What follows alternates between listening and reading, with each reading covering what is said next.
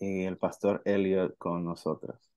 Amados, Dios les bendiga a todos. ¿Cómo se encuentran en esta noche? Me hicieron falta el domingo. Me excuso, pero estaba viendo a mi hijo en Lancaster, Pensilvania. Por eso no me pude acercar. ¿Todos me escuchan bien? Amén. Pues vamos a comenzar con el repaso de la semana pasada. Eh, el tema principal de la lección de la semana pasada es el arrepentimiento. Amén. ¿Quién me puede decir un poquito de lo que es el arrepentimiento? Un cambio de mente. Amén.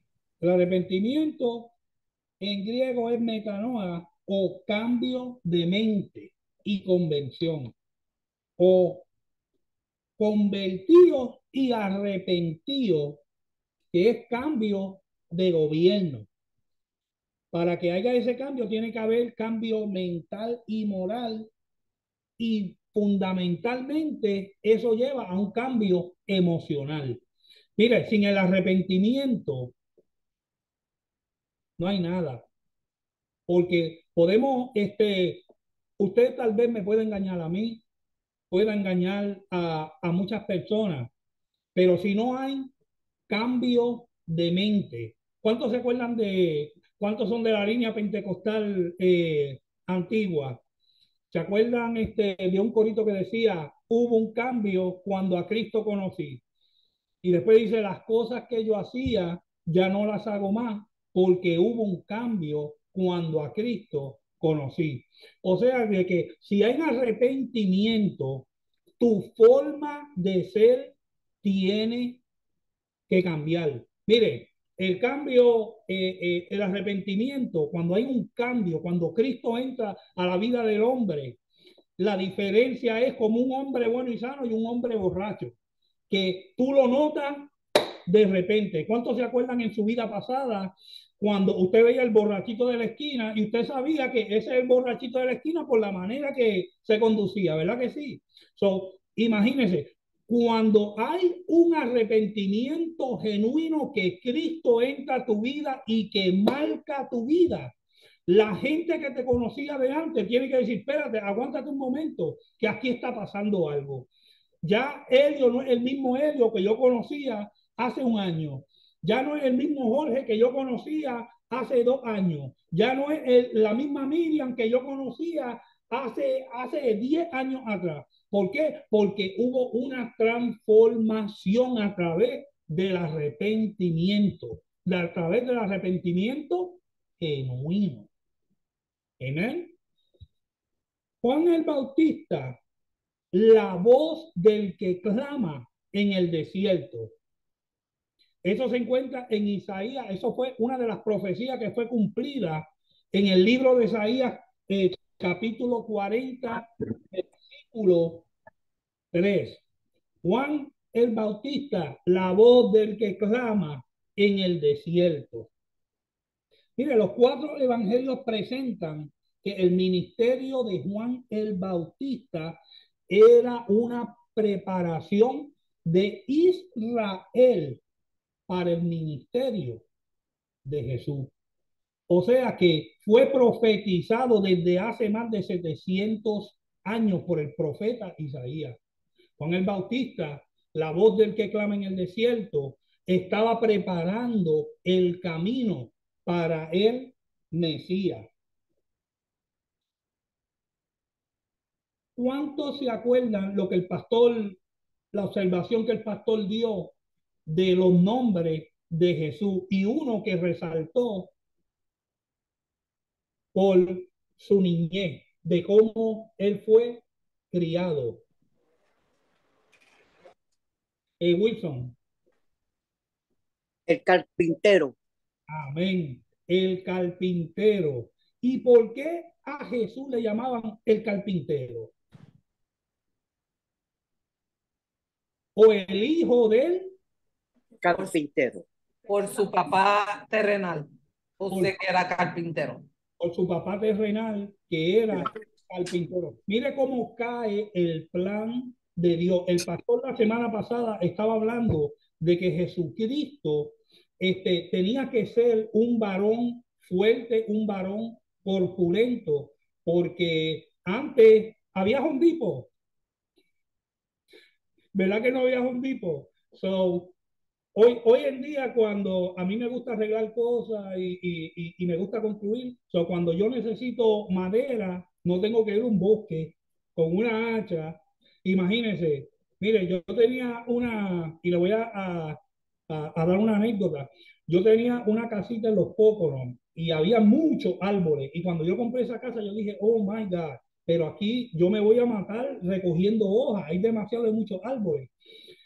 Y yo pues dije, pues, como yo tengo una chimenea, pues voy a aprovechar a cortar un par de árboles para tener aquí madera. Y yo me quedaba pensando y yo decía, wow, Señor, de verdad que este árbol, cortarlo con una sierra eléctrica o una gas chainsaw, era bastante difícil. Imagínense Jesús con su papá yendo al bosque, tumbando un árbol y no es solo tumbarle el árbol, es cortarle las ramas, limpiarlo, quitarle la coraza y después cortar las boards, las tablas para hacer su construcción. Eso, de verdad que Jesús tenía que ser un varón corpulento. Y mire qué bonito el plan perfecto de Dios, cómo Dios posiciona a Jesús a ser hijo de un carpintero para que se fuera puliendo su manera física, para que su cuerpo pudiera ser fuerte y corpulento para poder aguantar el castigo que venía para él. Mire, yo pienso en esta anécdota y siento la presencia de Dios, porque es que mi Dios, como dicen los boricuas, está pasado. Dios sabe todo, desde el principio hasta el fin. Los caminos del Señor son perfectos. Y todo lo que el Señor Jesús pasó desde su niñez, su adolescencia, hasta que comenzó su ministerio, todo fue ordenado en el plan perfecto de Dios. Cristo llevó a cabo y cargó nuestro pecado. ¿Qué aprendimos del pastor la semana pasada? Hay muchos predicadores por ahí que dicen que Cristo se hizo pecado. Y eso es un error. Cristo llevó nuestros pecados. Él cargó todas nuestras dolencias e iniquidades. Todos los pecados los sufrió Él en su cuerpo. ¿Ok? Pero Él nunca se convirtió en pecado. Punto número 5 del repaso de la semana pasada. ¿Qué es un heraldo? La palabra en griego, ¿cuántos se acuerdan? Empieza con la K. Un mensajero. ¿Ah? Un mensajero. Un mensajero. Pero en griego es querizo, un heraldo.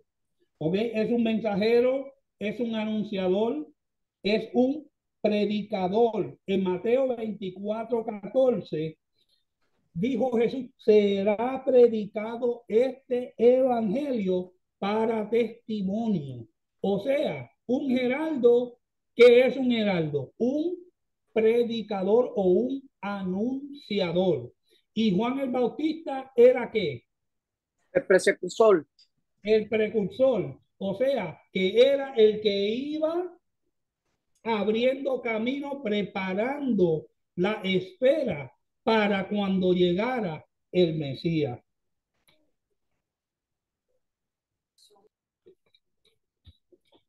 Juan hablaba en su nombre o no hablaba en su nombre. ¿Cuántos creen que Juan hablaba en su nombre? ¿Cuántos creen que él no hablaba en su nombre? Ok, mire, Juan no hablaba en su nombre. Juan hablaba en el nombre de Dios.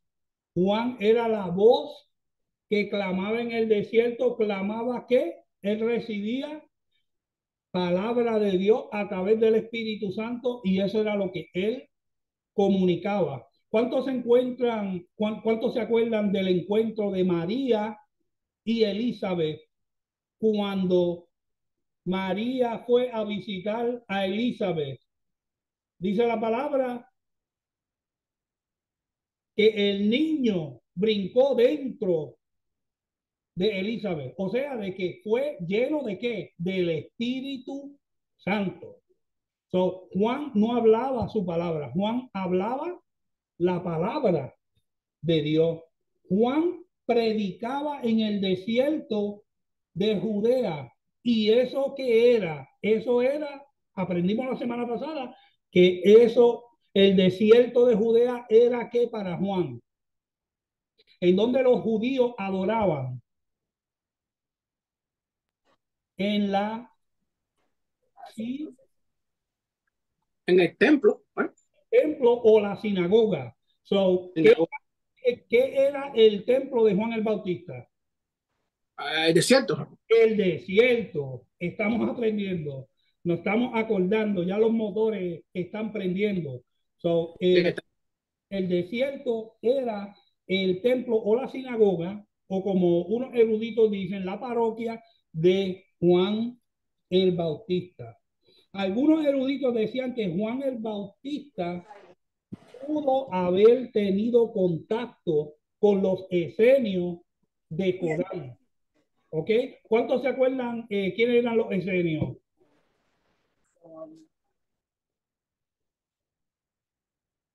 Bueno, para dar un repaso, los esenios era una secta, ¿ok? Similar a la de los fariseos, eran más, supuestamente más santurrones y eran una secta aparte que ellos creían en la castidad, creían en no casarse, ellos creían no tener contacto con el mundo de afuera porque se podían contaminar. Entonces, en un estudio de la Universidad de Louisville, Kentucky, pude buscar que los esenios, mucha de la dieta de los esenios se constituía de miel y, como el pastor dijo, saltamonte. Ellos comían, la comida de ellos era similar a la de Juan el Bautista. O sea que ellos se privaban de todo tipo de lujo hasta la comida. Muchos de ellos ni aceptaban comida de afuera. ¿Por qué? Porque ellos veían eso como un castigo para ellos, para poder dominar eh, el pecado que habían en ellos. Pero gracias a Dios que hoy en día no tenemos que estar en esa, porque somos libres. ¿Cuántos pueden decir yo soy libre? Amén. Somos libres. Estamos bajo la era de la gracia y la gracia simplemente es Jesús, el favor inmerecido. Amén. Tú y yo no nos merecíamos, lo que nos merecíamos era el castigo y la gracia de Dios a través de su Hijo Jesús nos favoreció y nos limpió. Juan el Bautista predicaba en el desierto y sus seguidores, teniendo su propio desierto, se identificaban con Juan y seguían a Juan hacia el arrepentimiento. Mire, mire cómo entra el juego del Espíritu de Dios aquí. El pueblo de Israel estaban secos, ellos estaban secos, le hacía falta algo. Amén. Es como el pecador que está allá afuera, cuando no tiene a lo de Dios, tiene que llenarlo de algo, ¿verdad que sí? Por eso muchos tienen que resultar a la drogadicción, o si no, muchos de ellos, no todo es malo, pero cogen 2 y 3 trabajos para tener su mente y su tiempo bici. Otros aluden a los hombres, a las mujeres, a vicio, pero el pueblo de Israel tenía necesidad. Por eso es que ellos fueron allá al desierto a encontrarse con Juan. El pastor Yaroli. Sí, recordándonos que hacía 400 años de silencio. Como hubo tanto tiempo que no oían de Dios, pues sí, ellos estaban completamente secos, lo que había era un pequeño remanente. Y toditos querían saber qué Dios tenía para ellos. So, salían al desierto a escuchar la palabra de Dios, que era a través de Juan el Bautista.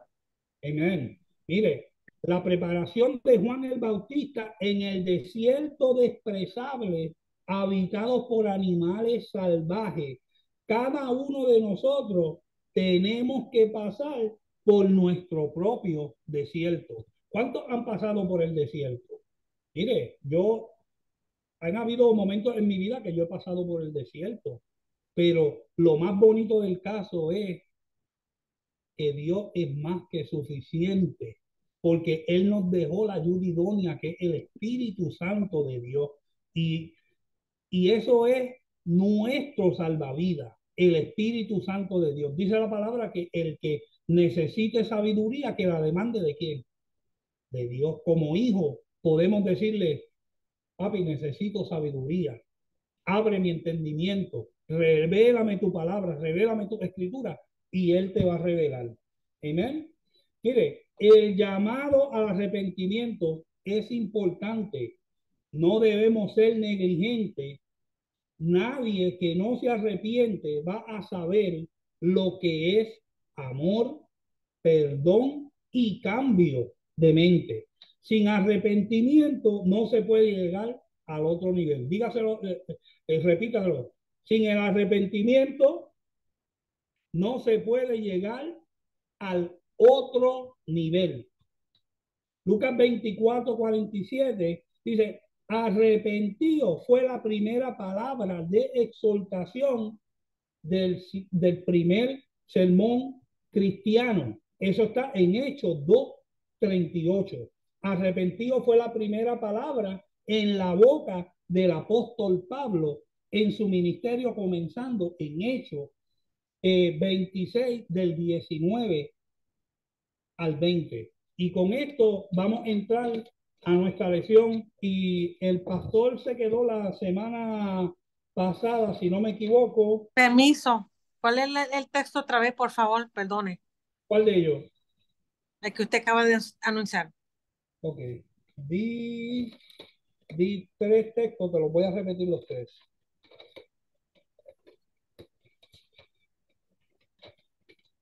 Ok, el primero se encuentra en Lucas 24:47.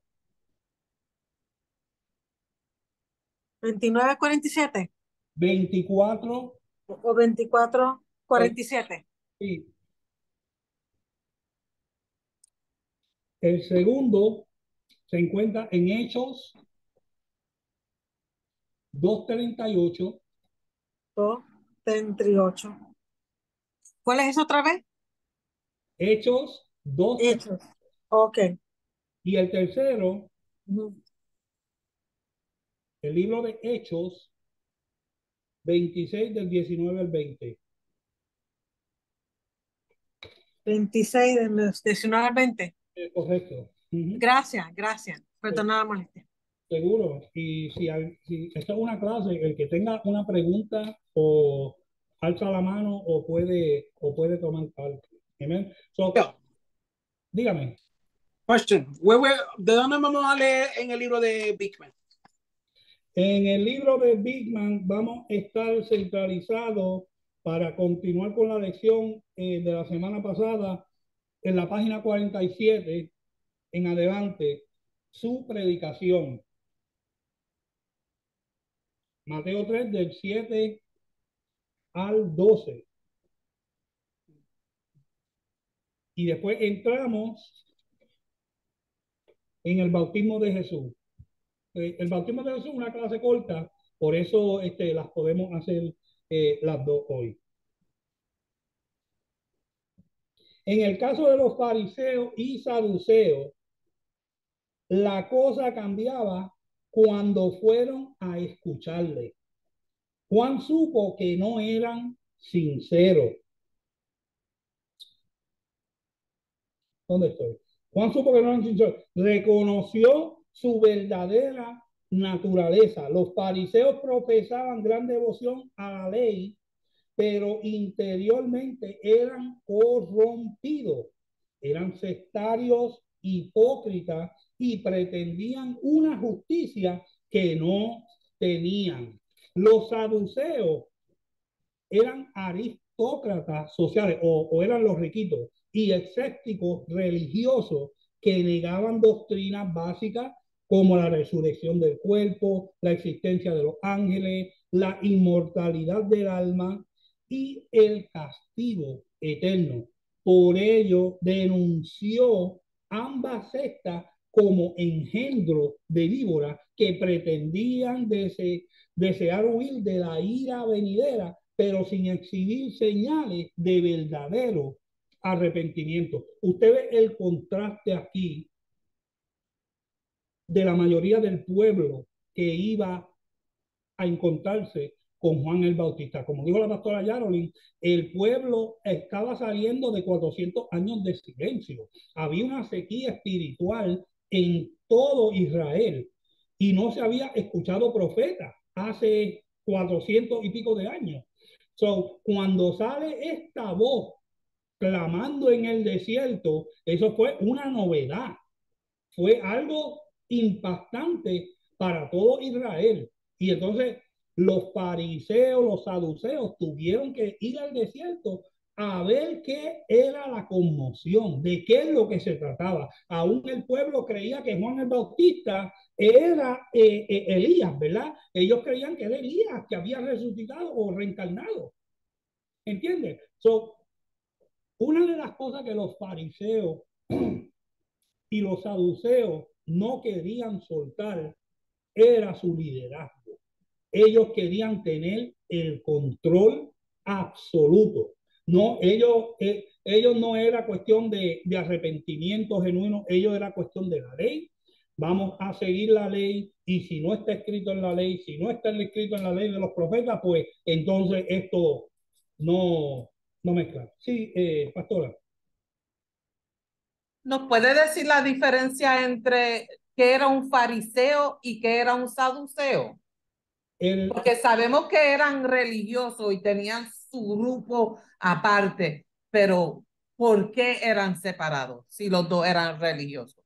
Mire, eran dos grupos totalmente, eran similares, pero eran opuestos. Una de las diferencias entre los fariseos y los saduceos era que los saduceos, ellos no creían en la resurrección del cuerpo.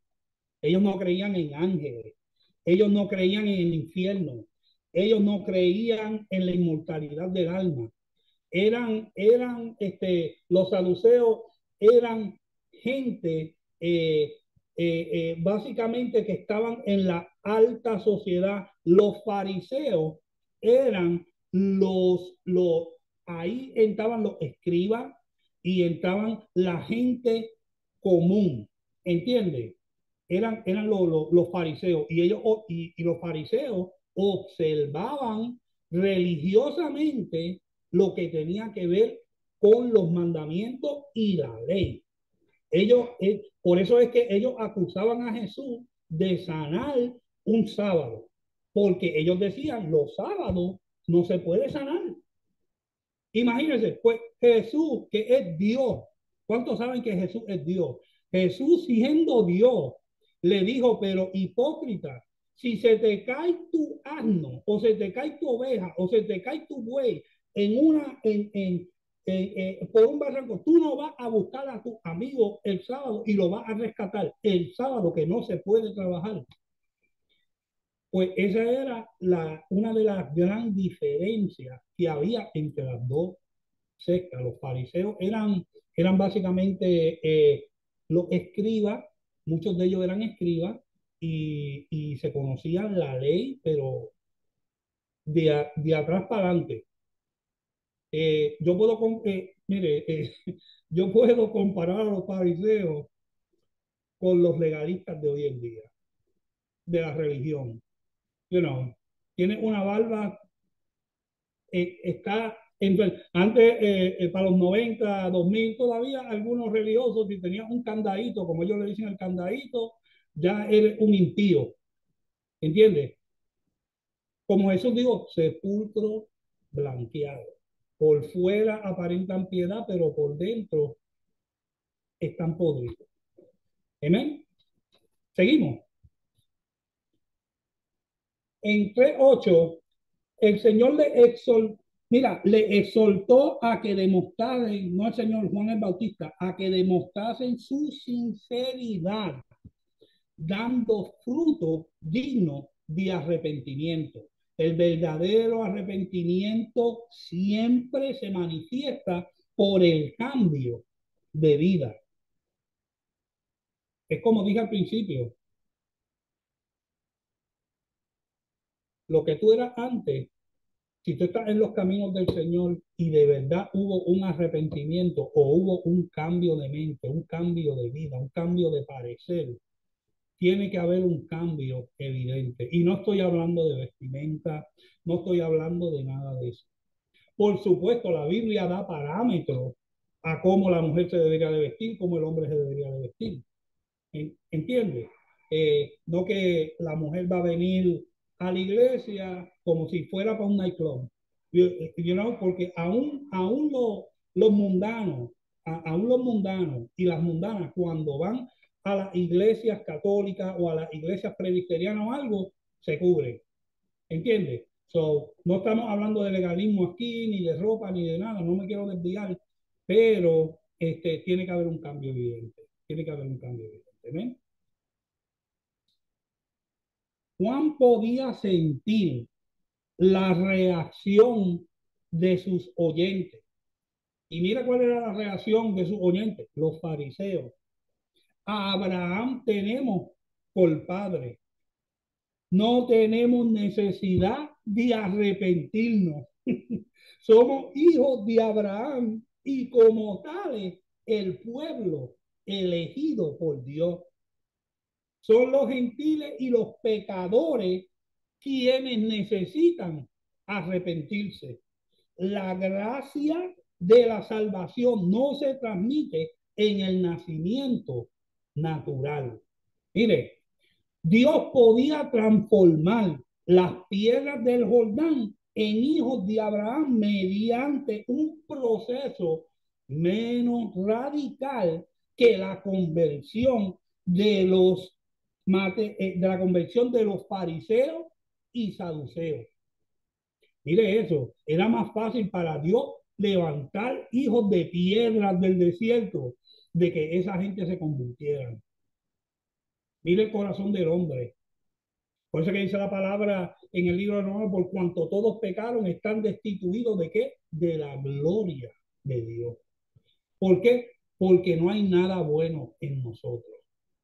Por eso fue cuando el joven rico vino y le dijo, maestro bueno, a Jesús. ¿Qué Jesús le dijo? Maestro bueno, bueno es mi Padre que está en los cielos. Y Jesús era Dios. Y es Dios. So, imagínense, eso es Jesús hablando de la humanidad del hombre. Porque acuérdese que nosotros tenemos un sumo sacerdote que padeció y fue tentado en todo, menos sin pecado. Así que, si alguno ha pecado, abogado tenéis a Jesucristo, el justo. Mire, y echa para adelante, porque él fue tentado en todo. Así que él sabe lo que tú estás pasando. Amén. Él sabe lo que yo estoy pasando. Y nosotros somos, acuérdense, somos hijos. Nosotros no somos esclavos. Nosotros sí somos siervos de Dios, pero Él nos llamó hijos. Hijos. Y tenemos derecho legal. ¿Ok? Usted tiene un título de propiedad. ¿Ok?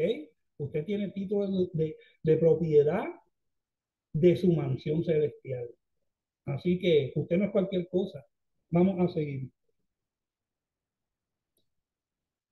Beacon dice, Jesús repudiaba los razonamientos materialistas de los líderes judíos en ese asunto. Juan 8, del 33 al 39. Mire, Pablo declara en Gálatas 3, versículos 7 y 9, que los que tienen fe son hijos de Abraham y serán benditos con el creyente Abraham. Eso está también en Gálatas 3, 7 y 9, ya lo dije. Y véase también versículo 29 y Romanos 4, 11. O sea, que nosotros por la fe venimos a ser parte de la promesa. Por tu fe, mira, por eso es que la palabra es clara y dice, sin fe es imposible. Termínelo. Alguien que lo termine. Agradar a Dios. Agradar a Dios sin fe es imposible. Imposible. Amén. Bienaventurados los que creyeron sin haber visto. Usted puede decir, yo soy más que bienaventurado. Porque ¿cuántos de ustedes vieron a Jesús alguna vez? ¿Cuántos de ustedes han visto a Dios? Pero es como el viento. Yo no lo he visto, pero yo lo puedo sentir. Hablando con mi hermano ahora, yo lo siento. Yo no sé si tú lo sientes, pero yo siento el Espíritu de Dios. Esa es la garantía, ¿ok? Las arras del Evangelio que tenemos ahí, ¿ok? Que no nos podemos soltar de eso. ¿Por qué? Porque aunque no lo vemos, pero le sentimos. Le sentimos. Y mire, y este caminar no es porque usted sienta la presencia de Dios, porque hay días que tú no vas a sentir nada. Hay días que tú estás ayunando, orando, y es cuando más el enemigo te jalta a palo por las cuatro esquinas. Y hay veces que nosotros como humanos decimos, Señor, ¿dónde estás tú? Que no te siento.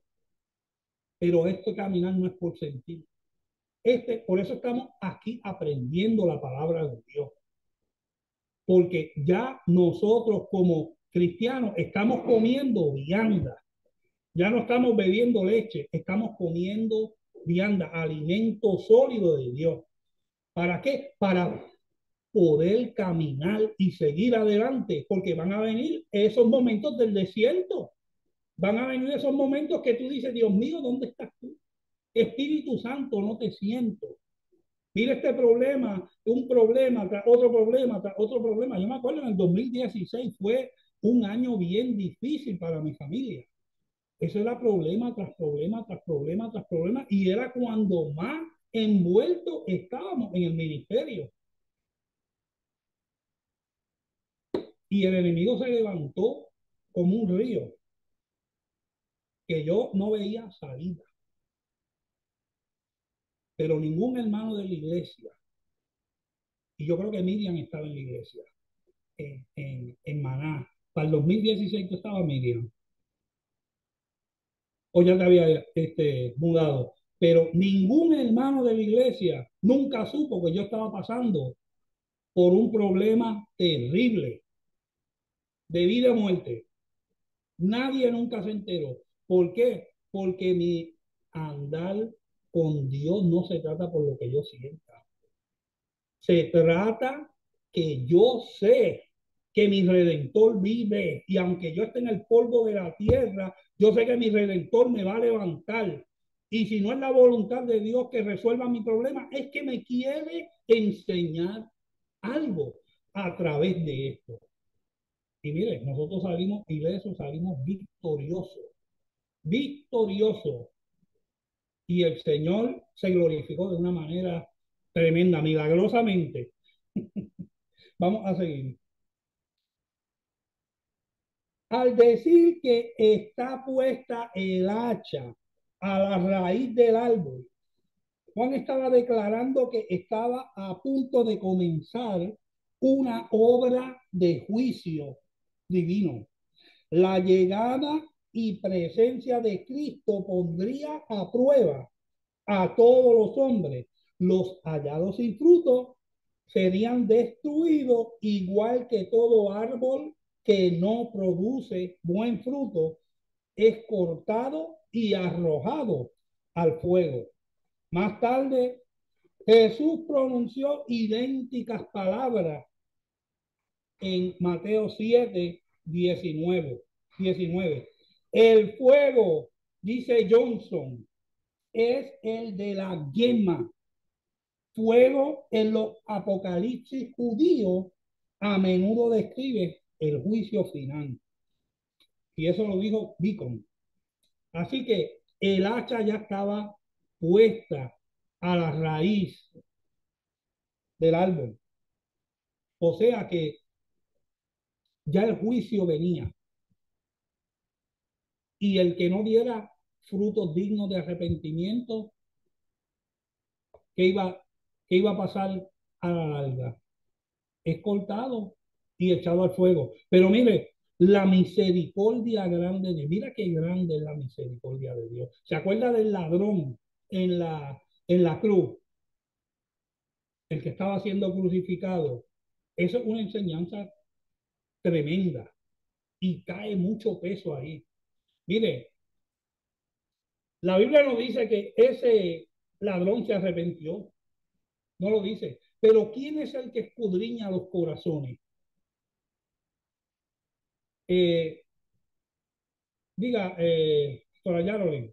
Sí, la Biblia no dice que él se arrepintió, pero lo que habló, lo que confesó, que le dijo al otro, mira, cállate, tú no sabes quién es el que está aquí.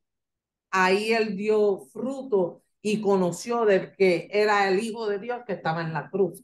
Por eso Jesús le dijo, hoy tú vas a estar conmigo en el paraíso. Mire, también buena, excelente observación.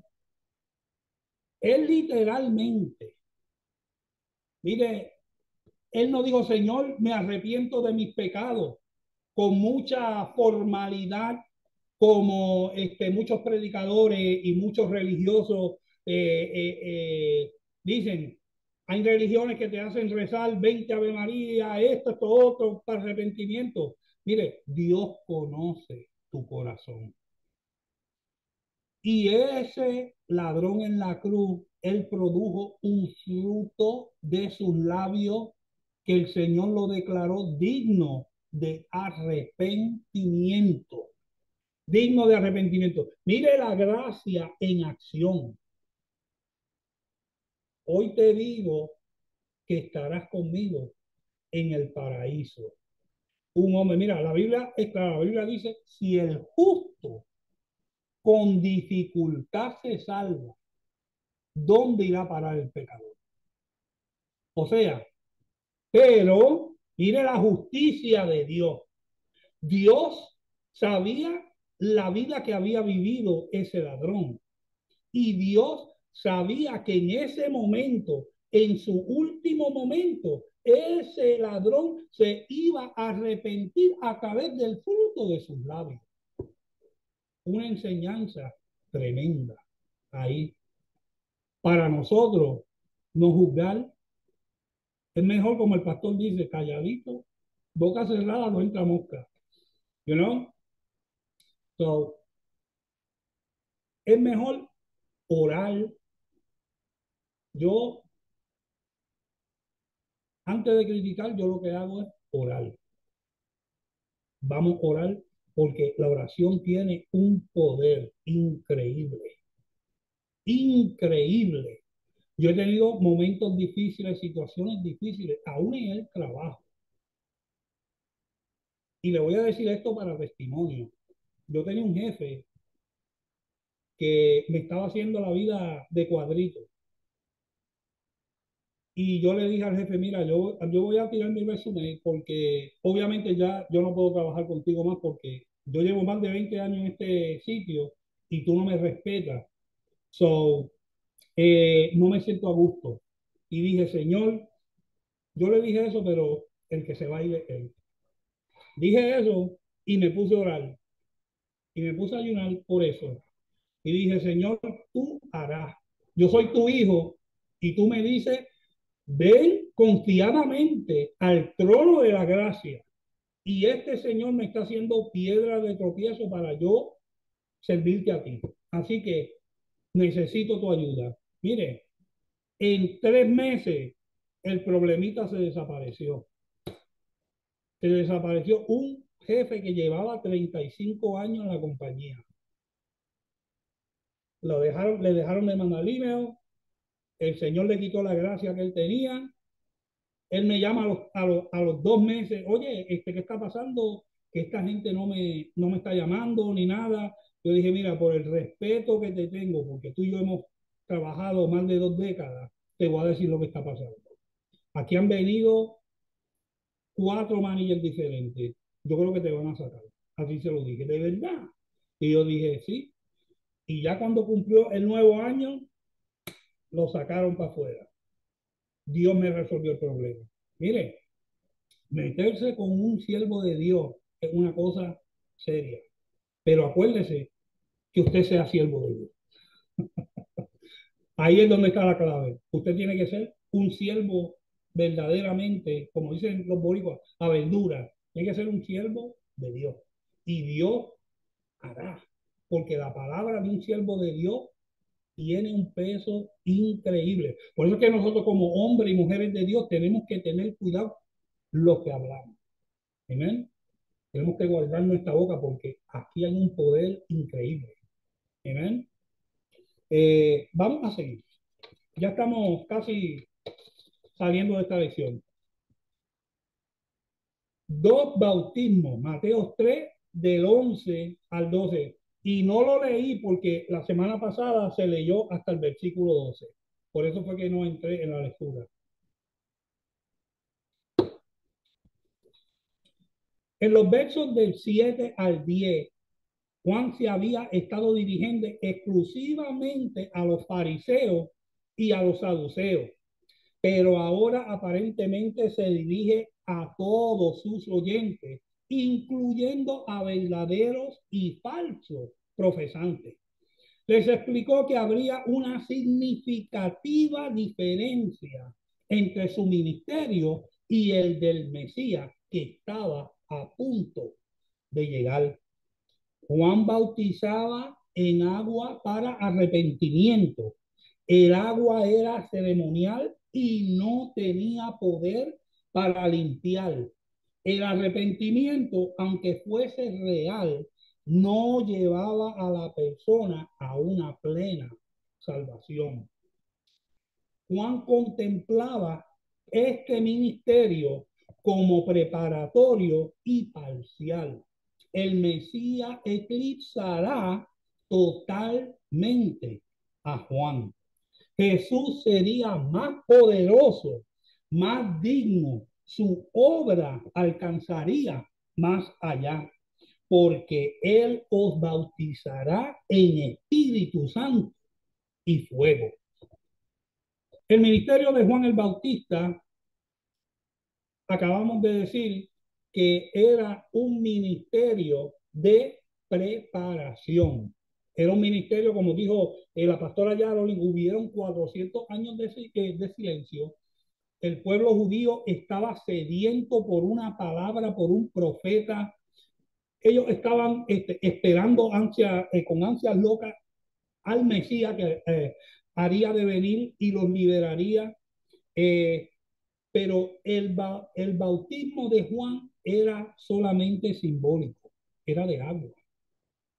Ellos se podían arrepentir, se metían en el agua como símbolo, salían para atrás, pero estaba en ellos de continuar caminando el camino recto, seguir la ley, seguir los mandamientos. ¿Entienden? Porque, mire, el problema con la ley era este. ¿Y quién me puede decir cuál es el problema de la ley? ¿Alguien puede decir un lado del problema, del gran problema que tenía la ley? Pues si no, para seguir, yo se lo voy a decir. El grave problema que tenía la ley era que si tú violabas un mandamiento, te colgaba en todo. So, La palabra dice que la ley fue puesta como piedra de tropiezo. Era básicamente una norma para usted poder comportarse mejor y tratar de agradar a Dios. Pero cuando entra Jesucristo, la cosa cambia. Mire, unos enseñan el bautismo en Espíritu Santo es distinto del bautismo con fuego. Lo primero es un bautismo de bendición. Lo segundo es un bautismo de juicio. El primero tuvo lugar en Pentecostés. El segundo es aún futuro. Esto es lo que algunos enseñan. ¿Ok? El primero lo disfrutaron los verdaderos creyentes en el Señor Jesús. El segundo será la parte de todos los incrédulos. El primero sería para aquellos israelitas cuyo bautismo era una señal externa de un arrepentimiento interno. El segundo para los fariseos, saduceos y todos aquellos que no diesen evidencia de un verdadero arrepentimiento. Esto es como dicen en inglés, a school of thought, ¿ok? Algunos piensan en esto. Ahora vamos a ver cuál es la segunda parte. Beacon dice en la página 50, Mateo y Lucas agregan el relato de Marcos, las palabras y fuego. Muchos eruditos han interpretado esto, especialmente vinculándolo con los versos 10 y 12, como una referencia al juicio final de los pecadores, pero también implica que el fuego del Espíritu consume la naturaleza carnal. Alford dice que esta predicción fue cumplida literalmente en el día de Pentecostés. En manera similar, mi clima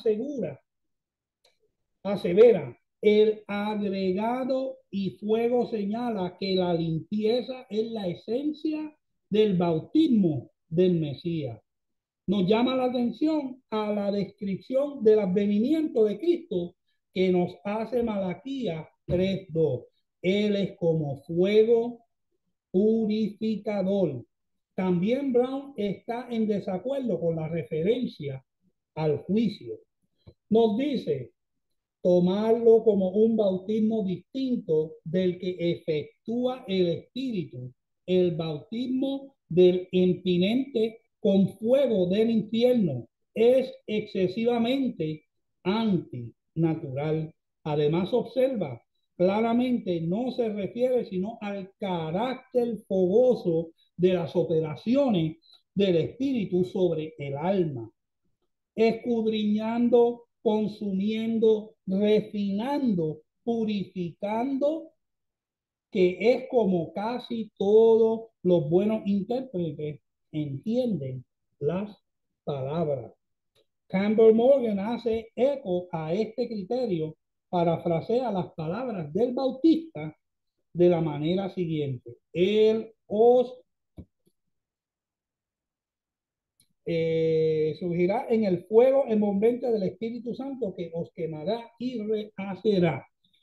Mire, hay dos escuelas de pensamiento aquí.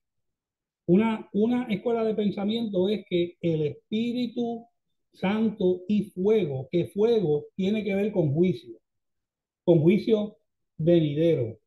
Pero hay otra escuela de pensamiento que crees que no, que lo que cuando se refiere al Espíritu Santo y fuego se refiere al Espíritu consumidor que consume nuestros pecados y nos alinea al Padre.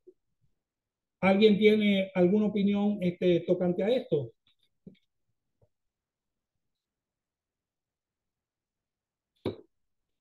Si no, seguimos. Y hasta aquí terminamos la lección de la semana pasada. Así que ahora sí que vamos a leer.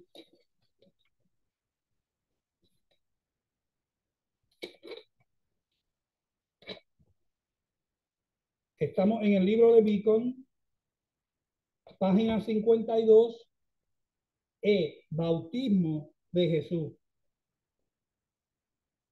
¿Quién tiene el libro? Ok, hermano, Pastor Wilson, léame los primeros dos párrafos. Elio, before anything, Elio, you say what? Page 51? 52. Ok, mi empieza de 51, pero está bien, vamos a Ok, 52. es letter E, bautismo de Jesús. Los primeros dos ¿Y? párrafos. Ok. Ok, dice, Jesús vino de Galilea, específicamente desde su ciudad hogareña de Nazaret, al río Jordán, donde Juan se encontraba bautizando. Cuando se presentó como candidato, Juan se le oponía. El término griego que hallamos en este pasaje significa impedir, evitar, como se encuentra en el imperfecto. Su significado más exacto sería trataba de evitar. Juan sentía que era él quien necesitaba ser bautizado por Jesús y no lo contrario. Sigue. Sigo. Sí. Jesús respondió, deja ahora, permíteme ahora. Para ellos dio la siguiente razón, porque así conviene que cumplamos toda justicia. Así nosotros tenemos que cumplir cada deber religioso. La protesta de Juan y la réplica de Jesús solo se encuentra en Mateo. Amén. Mire, Jesús anduvo aproximadamente 100 kilómetros o 62 millas de Galilea al curso del río Jordán, presentándose a Juan el Bautista para ser bautizado por él. Esto indica la importancia que él atribuía a esta ceremonia y debería indicar la significación del bautismo para sus seguidores hoy. O sea que si tú te montas en la 87 Norte y le metes chambón al carro a 62 millas por hora, puedes llegar en una hora. Pero en esa época Jesucristo caminaba a patita, ¿verdad? Yo pongo que Jesucristo se tardó, porque me imagino caminando iba como de 5 a 6 millas por hora. Eso se tardó tal vez un día y medio en llegar allá. Era una caminata bastante extensa. ¿Cuántos han caminado aquí 10 millas? ¿Verdad que es bastante? Imagínense caminar 20, 30, 40, 50 y por y eso es caminando por la acera, es un quitado, ¿verdad que sí? O caminando en la brea, pero imagínate caminando por caminos de pedregales. eh, eh, Tenías que tener una buena constitución. Y ahora, hoy en día, tenemos los Nike, tenemos los Air Jordan, lo que sea. Imagínense caminar en chancleta, imagínense las clases de callo que tenía el Señor Jesús. Mire, no era fácil, no era fácil, pero el Señor estaba enfatizando, ¿ok? La importancia de ser obediente como Jesucristo hombre. ¿Amén? Porque acuérdense que Él era 100% Dios, pero también era 100% hombre. Vamos a seguir, que esto está bueno. ¿Quién más tiene el libro? Eh, Yo lo tengo también, si necesitas que lea algo. ok, pues léeme los próximos dos párrafos. Era la página 50 y 52, los últimos dos párrafos de abajo. ok. Porque fue ¿Por qué fue bautizado Jesús? Esta pregunta ha visitado muchas mentes. ¿Por qué aquel que no cometió pecado, se presentó para el bautismo. No está eso. Juan exigía que cada candidato confesara sus pecados, pero Jesús no tenía que confesar. ¿Por qué entonces se sometió al bautismo? G. Campbell Morgan da la siguiente respuesta. Ahora que Jesús dejaba aquello en su vida, que era preparatorio y entraba en la actualidad del ministerio, él se dedicó al asunto fundamental de su obra, es decir, su identificación con los hombres aún hasta la muerte. Con mayor detalle agrega, su bautismo fue un acto por el cual consentía en tomar su lugar entre los pecadores. Amén. ¿Dónde fue eso?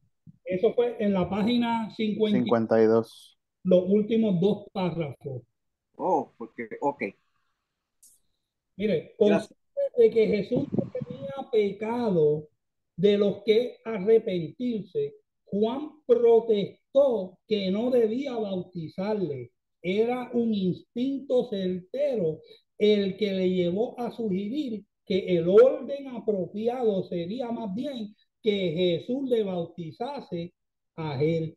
Jesús no negó esto, sencillamente insistió en su petición del bautismo como aquello que conviene a fin de cumplir toda justicia. Mire, ¿usted cree que Jesucristo tenía pecado? ¿Usted cree que Jesucristo tenía de qué arrepentirse? ¿Por qué Jesucristo tuvo que bautizarse? Y está abierto el foro para que den sus respuestas. Sí, pastora Yarole. Para identificarse con la humanidad. Amén. Eso está perfecto. Identidad. Nosotros como cristianos tenemos que tener identidad. Lo primero que el enemigo le trata de robar al hombre es su identidad en Cristo. ¿Quién tú eres en Dios? Satanás no quiere que tú te identifiques como hijo de Dios. Satanás no quiere que tú te identifiques como vencedor. Satanás no quiere que tú te identifiques como un overcomer. Él quiere que tú andes cabizbajo, de que tu identidad sea derrota, que tu identidad sea pecado, que tu identidad sea maldicencia, que tu identidad sea todo lo que es opuesto a Dios. Mire, por eso es que el diablo, cuando usted entrega su vida a Cristo, si usted está haciendo las cosas correctas delante de los ojos de Dios, guess what? El enemigo se va a emperrar contigo. Ahora, si tú eres un cristiano que te da lo mismo de que no estás pagando el precio, aunque el precio de la salvación ya fue pago, pero nosotros tenemos que poner de nuestra parte, ¿ok? Tenemos que hacer nuestra parte. El Señor es el carpintero. El Señor te quiere enseñar, ¿ok? A cómo tú ser un restaurador, a cómo tú ser un carpintero también. Él nos entrega las herramientas. Está de parte de nosotros. ¿Qué vamos a hacer con esas herramientas? Amén. Jesucristo tuvo que ser bautizado número 1 para cumplir toda justicia y poder identificarse contigo y conmigo. Por eso es que yo dije anteriormente que nosotros tenemos a un sumo sacerdote quien padeció y fue tentado en todo. ¿Por qué? Porque él tenía que ser tentado en todo para poder identificarse con la humanidad. Y eso es todo. Para cumplir la justicia de Dios. Yo espero que todos seamos bautizados, ¿verdad que sí? Vamos a seguir. Está bueno esto. ¿Quién más tiene el libro? Yo puedo leer, pastor. Ok, lea. Identificación con la humanidad. Esa es la llave que revela este misterio. Este es el sentido real de la encarnación. significaba más que aparecer con un cuerpo físico. Significaba una entrada a la raza humana. A menudo, en los tiempos del Antiguo Testamento, Dios invadía la historia humana en manera milagrosa, pero ahora llegaba a la misma humanidad. La encarnación es el mayor de los milagros. El bautismo de Cristo fue un preludio de la cruz. Él cumplió con todo deber religioso para poder ser un sacrificio perfecto. Como aquel que no conoció pecado, podía identificarse con la humanidad pecadora. Es una paradoja que tendrá que continuar siendo un misterio.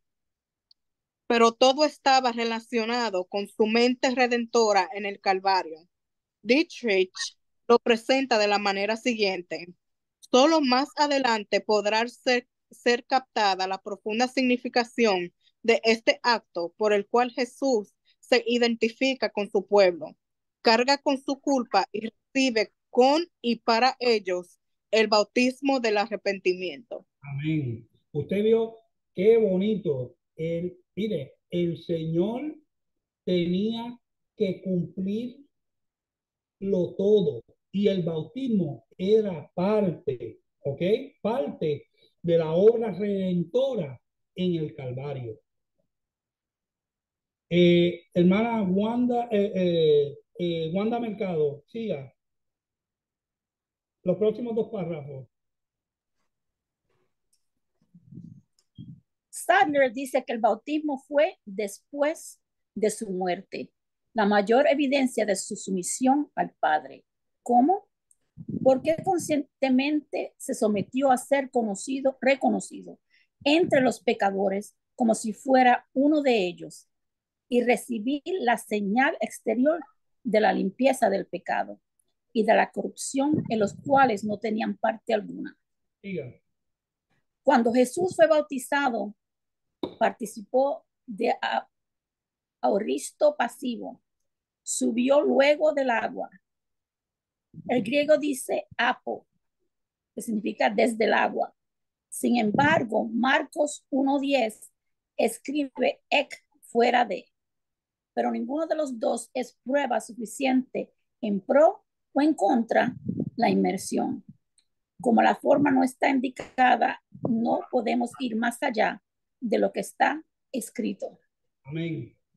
Mire, el del bautismo, cuando usted es sumergido en la agua, usted está participando en la muerte con nuestro Señor Jesucristo. Su hombre viejo queda ahí debajo, sepultado. Y cuando usted sale para afuera, sale como nueva criatura. Por eso es que mucha gente cuando los meten en el agua, cuando salen hablando en lengua, reciben una bendición grande. ¿Por qué? Porque ellos sienten a esa presencia del Señor. Y no quiere decir que todos van a hablar en lengua, que todos van a salir brincando y a salir en bendición. ¿Entiendes? Porque esto es una decisión personal de darle muerte y crucificar tu carne junta con Jesús. Dime, Jorge. Pastor, yo me acuerdo que cuando yo me bauticé en un río en Puerto Rico, yo salí hablando en, en, en lengua. Ahora, mi pregunta es, yo he experimentado que mucha gente habla en lengua y después explican qué fue lo interpretan. Pero hay mucha gente que hablan en lengua y no interpretan como a mí. A veces yo estoy orando y de momento me da con hablar, o sea, el Espíritu Santo me da con hablar en lengua, pero yo no sé lo que yo estoy diciendo. Amén. Porque tu espíritu está hablando con el Padre en lengua. Mire, el apóstol Pablo da directrices y dice para que no haya desorden, porque Dios es un Dios de orden. So, en muchas iglesias pentecostales, sale uno hablando en lengua, sale otro, sale otro, sale otro, sale otro, y es un gallinero. Entonces, si entra una persona de afuera, se espanta, no sabe lo que está pasando, ¿entiendes? Pero el apóstol Pablo dijo que si van a hablar en lengua, que hable uno o dos y otro que interprete. Si no hay interpretación, es mejor que usted haga silencio y hable esa lengua para usted, porque no está edificando a nadie.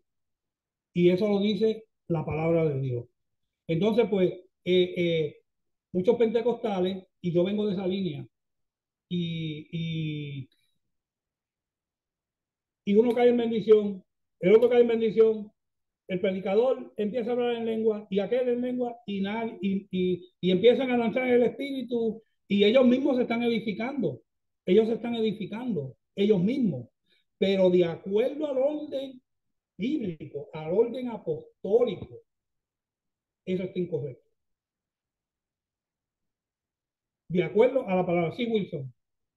Pastor Wilson, dígame. Quería compartir algo que el pastor Mario de Jesús, papá de la pastora Desi, en mi iglesia mucho tiempo se hicieron muchos bautismos. En una ocasión el pastor me dijo a mí que es bíblico el bautizarse y es dar testimonio, es dar un testimonio públicamente. Now, cuando Jesús se bautizó públicamente, porque había mucha gente viendo lo que estaba pasando, el Espíritu Santo, entonces ahí cuando en voz, ¿sabe? Bajó el Espíritu Santo en forma de paloma y la voz de Dios Padre que dijo, ese mismo amado, ahí confirma. Pero es bíblico bautizarse y confesar, ¿sabe? Cuando uno, yo me aseguro, cuando yo le hago un plan de salvación a una persona, yo estas palabras no dejo de decírselas. Si tú te vas a arrepentir, tienes que arrepentirte genuinamente. Esa palabra genuinamente, aquí no puede caber fake, aquí no puede haber emoción. Tienes que estar consciente de que si tú te vas a entregar, tiene que ser genuinamente, para que entonces el Espíritu Santo, Dios empieza a agregar a tu favor, te va a cuidar del enemigo, porque tú estás indefenso.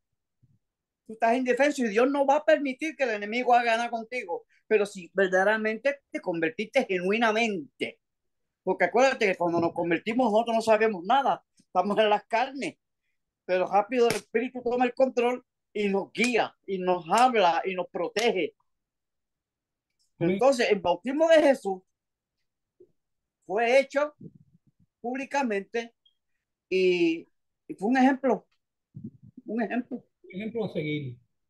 Fue un ejemplo a seguir. Mire, con lo que tenga que ver con el arrepentimiento, el que convence al hombre de pecado es el Espíritu Santo. El Espíritu Santo está ahí para convencer al pecador de que ha pecado. ¿Ok? Si es genuino o no es genuino, yo no lo sé, usted no lo sabe, el único que lo sabe es Dios. Lo importante es que el Espíritu, cuando un alma pasa al frente, es porque el Espíritu Santo le dio convicción de su pecado y entonces pasa adelante. Y quiero explicar un poquito más, la pastora Yarolín, que ya alzó la mano. Sí, el Espíritu Santo es el primero que trabaja en la vida de nosotros. Porque cuando Jesús le dice, y yo os enviaré un consolador, el Espíritu Santo ya existía desde el principio de la creación. Pero en el Viejo Testamento el Espíritu Santo iba y venía. Ahora, en el Nuevo Testamento, cuando Jesús le dice a los discípulos, el Espíritu Santo ya estaba, pero estaba al lado de ellos, no en ellos. Y eso es lo que pasa con la persona que no es cristiana, que no ha entregado su corazón. El Espíritu Santo va trabajando en la vida de ellos. Uno hace la invitación, pero ya el Espíritu Santo es el que está bregando con esa persona y ellos aceptan la invitación y vienen. Entonces, cuando se hace el llamado, el Espíritu Santo le da convicción, va al frente y cuando aceptan, sea genuinamente o no, porque eso es individualmente, ahí el Espíritu Santo comienza a trabajar adentro de esa persona. Amén. Mire, y ahí es donde entra la parábola de el sembrador. El sembrador salió a sembrar, la semilla cayó en buen terreno, otra cayó en pedregales, otra cayó entre arbustos, y ahí el Señor te da el significado de lo que es. Hay algunos que la palabra cae en terreno fértil y son los que perseveran. Otros caen en los arbustos y cuando crecen la espiga, lo ahogan y recibieron la palabra por un ratito, pero cuando vino el fuego de la prueba se ahogaron y salieron corriendo. Hay otros que recibieron la palabra con gozo, que son los del pedregal, que recibieron la palabra por gozo, pero cuando salió el sol candente no tenían raíz y entonces pues no perseveraron. So, cuando usted suelta la palabra, acuérdese que la palabra que usted suelta por la boca es una palabra viva. Es viva y eficaz y es más cortante que espada de dos filos. So, cuando el predicador está ministrando, el predicador, mire, y yo le voy a decir algo, el predicador puede estar en pecado, pero la palabra que él está soltando es viva y es eficaz. Por eso es que dice que en aquel día le dirán, Señor, Señor, pero en tu nombre eché fuera demonios, en tu nombre hice esto, en tu nombre hice esto otro. ¿Y qué Jesús le va a decir al final? Apartad de mí, hacedores de maldad. Y mire lo que dice, nunca os conocí. ¿Por qué? Porque la palabra cuando sale de la boca, Dios usa a quien Dios le da la gana. La palabra dice, yo tengo misericordia de quien yo tengo misericordia. Y Dios es soberano en todo. So, el que trae el arrepentimiento o el convencimiento de pecado es el Espíritu Santo. Y está bueno, Pastor Wilson, que usted le da ese énfasis de genuino, de que sea genuino, porque ahí también le está tocando el intelecto, porque cuando nosotros creemos, tenemos que creer con el intelecto también, con el corazón, el alma y el intelecto. Vamos a seguir, buena adición. Vamos a seguir. Mire, pero había un sentido más profundo todavía para él. El bautismo era un ritual que simbolizaba la manera en que cumplirá todas las justas demandas de Dios contra el pecado del hombre. Su inmersión tipificaba su bautismo en las aguas del juicio de Dios en el Calvario. Su salida del agua prefiguraba su resurrección de la muerte, sepultura y su resurrección, e iba a satisfacer las demandas de la justicia divina y proveer una base justa sobre la que podrían ser justificados los pecadores. Vamos a seguir.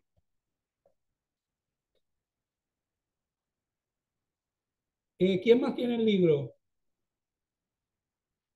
Ok, Jorge, léete, termina de leer Los Pastores hasta que se acabe la página 53.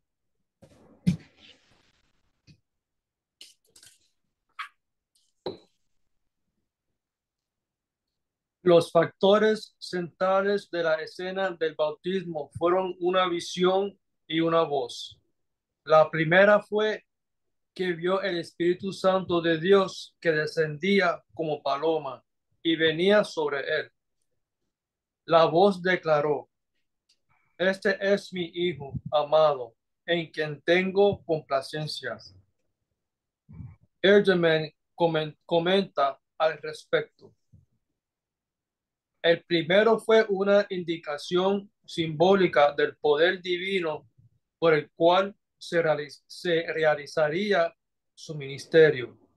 El segundo, la seguridad de que él era el Mesías, el auténtico Cristo de Dios. Sigue. La expresión vio puede sugerir que la visión de la paloma solo fue para Jesús. Pero Lucas dice, y descendió el Espíritu Santo sobre él en forma corporal, como paloma. También el Evangelio de Juan indica que el descenso del Espíritu como paloma fue la señal predispuesta para Juan para que él supiera que ese era realmente el Mesías.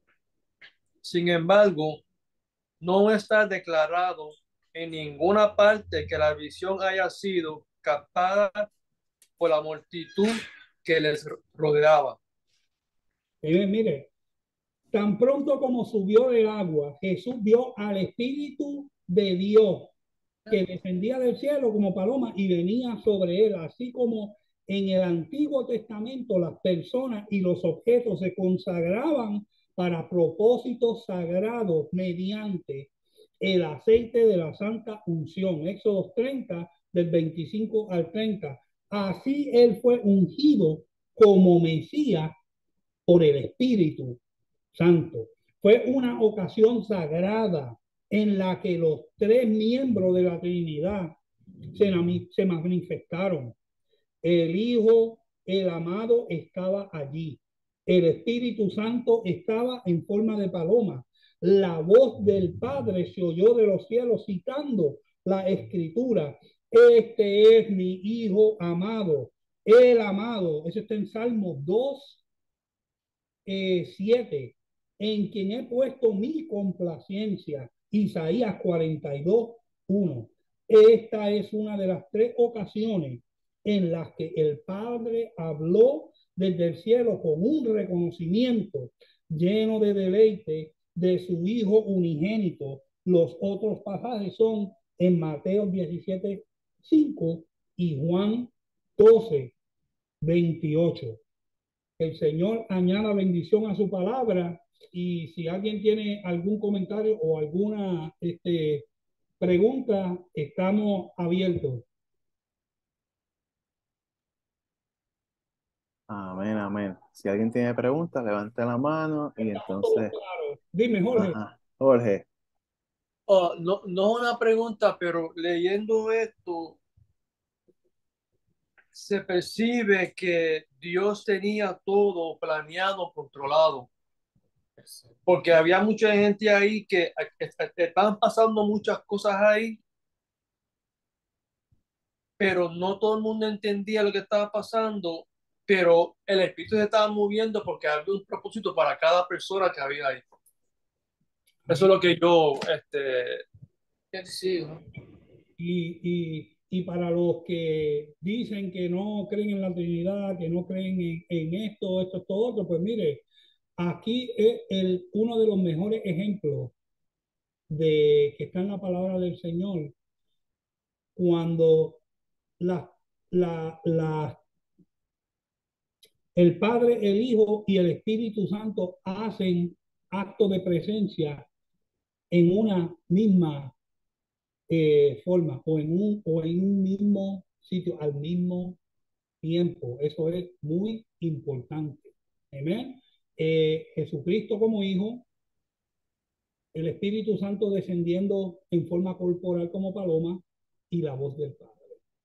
Amén. Nosotros le servimos a un Dios que es trino, pero es uno a la misma vez. Amén. Un solo Dios, un solo evangelio. Amén. Amén. Yo creo que Freddy tenía una pregunta también. Freddy. All right, I got a question. I believe in all three of them, but my thing is, how did they record it? Como dice el Big Man, mucha gente no vieron the Holy Spirit, no vieron the dove. I mean, the Holy Spirit's a dove. No oyeron la voz, oyeron un trueno. And my question is, how was this recorded? Like, besides Jesus that saw everything, did John the Baptist heard it too, or did Mark or Luke heard it? Mire, go ahead, Jaron. You have a question, or you want to say something? No, I don't have a question. First of all, the book John is not written by John the Baptist, Freddie. It's written by John the disciple. Un testigo ocular. And then when the Bible says it was like a dove, that's why when we read, we cannot read fast. So it was not an actual dove. It was like a dove. Mm-hmm. And why was it recorded? We have to also understand that the Holy Spirit is the author of the Bible that used human men to write things down. Okay. Pastor Elliot. Y estos eran testigos oculares. Acuérdense que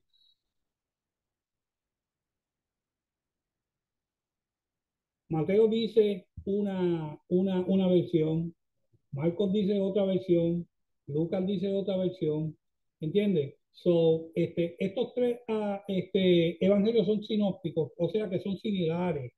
Amén. So, son de diferentes autores y son autores que ellos entrevistaron a los apóstoles que estuvieron presentes, y no solo a los apóstoles, a testigos oculares que estuvieron, que vieron, oyeron y tuvieron vivencia también. Amén. So, y toda la escritura, como dice el apóstol Pablo, es integrada por Dios, excepto alguna, como explicó el pastor, que cómo puede ser inspirado por Dios, que mira, Salomón mata a mi enemigo, haz los pedazos, ¿entiendes? So, es por testigos oculares. Amén. So, lo que nosotros sí sabemos por certeza es que nosotros no estuvimos ahí, pero por fe creemos.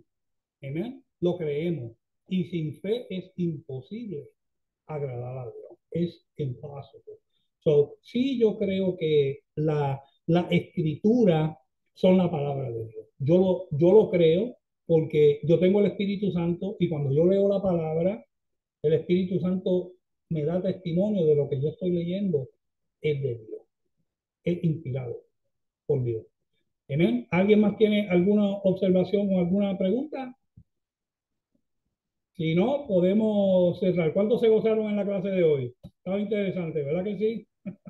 Qué bueno. Bueno, Miriam, pues hace la oración de despedida y cerramos con esto. Amén, amén. Poderoso. Gracias, Pastor Elio. Gracias, Señor, mi Dios, una vez más, Padre, por haber permitido, Señor, recibir, Señor, este maná del cielo, Señor, alimento, Padre, a nuestras vidas, a nuestra mente, a nuestro corazón, Señor amado. Te pido, Señor, que nos sigas, Señor, ayudando a seguir hacia adelante, Señor, no solamente como oidores de tu palabra, Señor, Padre, sino como hacedores de la misma, Padre, que podamos seguir viviendo, Señor, en ella, Padre, y enseñando, mi Dios amado, a todo aquel, Señor, Padre, que necesita, Señor, de ti, de tu palabra, Padre. Te pido, Señor, que sigas bendiciendo, Señor, Padre amado, a nuestros pastores, Señor, a nuestros maestros, Señor amado, y que sigas dándole la revelación, Señor, de tu palabra, Señor, para que podamos seguir siendo bendecidos, Padre, a través de ellos, Padre. Señor, sigue supliendo, Señor, Padre, en sus vidas, Padre. Sigue, Señor, dándole entendimiento y sabiduría, Señor, y que tu gracia, Señor amado, sobreabunde sobre ellos, Padre. Gracias por mis hermanos, por esta palabra, por esta noche, Señor amado, y que podamos, Señor, seguir esta noche, Señor, dormir, Señor, contigo, Señor, y levantarnos mañana, Señor, siguiendo tu palabra, Señor, y sirviéndote, Padre, en espíritu y en verdad, Señor. Gracias, Señor, por esta noche y por esta palabra poderosa, Señor amado. Amén, amén, en Cristo Jesús. Amén. Amén. Dios les bendiga a todos. Bendiciones a todos. Bendiciones a todos. Buenas noches, los amo. Nos vemos. Dios le bendiga. Los amo a todos.